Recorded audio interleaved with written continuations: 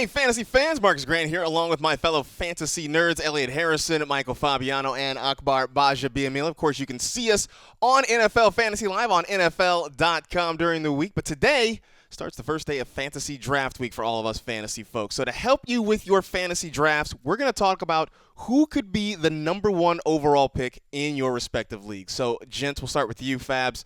Who do you expect to be the first guy off the board? To me, it's Le'Veon Bell. When he was suspended 3 games, I moved Adrian Peterson ahead of him. When that suspension was reduced down to 2, I said, you know what?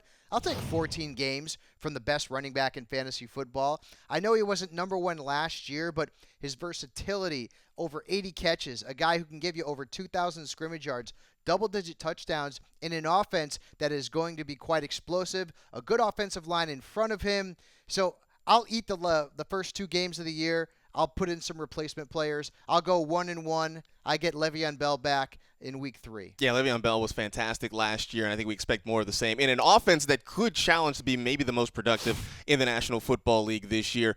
Now, Elliot, number 2, looking at Adrian Peterson, I mean, I feel like this is 6 of one, half dozen of another. It really is kind of about your personal preference. But, I mean, I think if you told Adrian Peterson at number 1, nobody's going to make fun of you, right? No, and there's 2 ways to look at it. One, you could say his age is a factor. On the other hand, you could say, hey, man, he hasn't had very much wear and tear over the last however many months. You know, for me, it's a little bit of a risk to take him number 1, but you know what? Le'Veon Bell's a little bit of a risk, too, because of those 2 games. So I really think it's between these 2 guys. But I wouldn't be mad at you if you said Jamaal Charles. Oh, well. See, and that's the guy for me is Jamaal Charles. I like Jamaal Charles because he doesn't have that risk factor when you talk about Adrian Peterson, when you talk about Le'Veon Bell. Those guys, to me, they're risky. To me, all games matter. So I don't know that I want to give up 2 games like you're talking about for Le'Veon Bell. So when you look at the number 1 pick, it's got to be Jamaal Charles. He is this offense for the Kansas City Chiefs, and I think that they're going to continue to focus on his ability just to run as hard as he's been doing for years past. That would take a look at another guy, though, Fabs, go back to you, for Eddie Lacy, who was fantastic, obviously, with the Packers last year. And that's another offense that is going to be high-powered. Aaron Rodgers there leading the way, slinging the ball around. I mean, he might not be the most popular choice, but Eddie Lacy at number 1, I mean, you could that's do a worse reach. there. That's a big reach. You could do worse there, though, right? You could do worse. I don't know that he hasn't hit his ceiling, and his ceiling's pretty good. We're looking at 1,100 to 1,200 yards, double-digit touchdowns, and this is a guy who's underrated as a pass catcher, had well over 30 catches last year. In fact, if you look at the backfield targets for running backs, he had 65% of them from the Green Bay Packers. It also doesn't hurt that Aaron Rodgers is his quarterback. He's never going to see the line of scrimmage get stacked up with 8 guys because Rodgers will shred them. So he's a great top 4 pick. I think that Eddie Lacy is what he is. He's very good.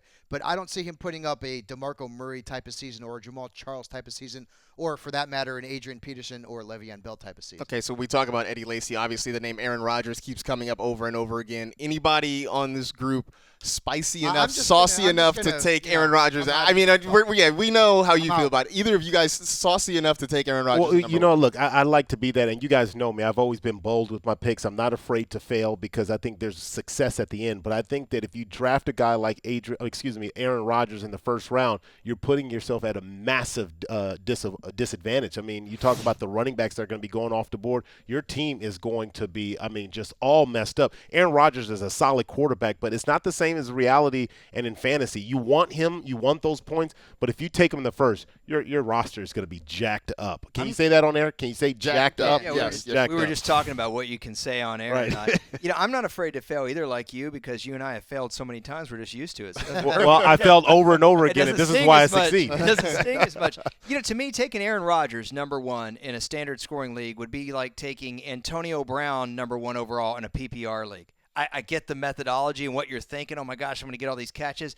The thing is, with quarterback and wide receiver, there's just so many other options where the drop-off isn't that heavy between this guy and this guy. Whereas running backs, man, if you don't get that little group of guys, you're done. You're done. That little oligopoly yeah. of carries. Because then you have RB2s and RB3s as your one. And then you're screwed. I will make the case, though, for Aaron Rodgers in the sense that you want points and you want a guy that you know is going to get you a certain amount of points every week. And so I think if you are deciding to go that route and take Aaron Rodgers number 1, you know every single week, number 12 is going to go out there and get you. But is he 20 to going? But 25 is he points. going to put up the points that's going to make up for the deficit that you're going to have at the running back position? And the answer is no. He doesn't have that ability to put up. He does have the ability, but he's not going to be able to consistently put up that type of number. Do this. You have to be extremely lucky though at running back. Yeah. So if you drafted Aaron Rodgers in the first round last year and were lucky enough to get Justin Forsett off the waiver wire or maybe Jeremy Hill in one of the last 2 rounds, then yeah, it can work for you, but you need a lot of luck. And I think that's the keys there. You end up playing the waiver wire and streaming running backs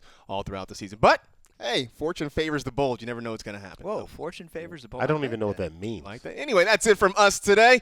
Catch us on YouTube every day this week with new fantasy advice. As our fantasy draft week continues, make sure to follow us on Twitter at NFL Fantasy for the latest fantasy content and advice.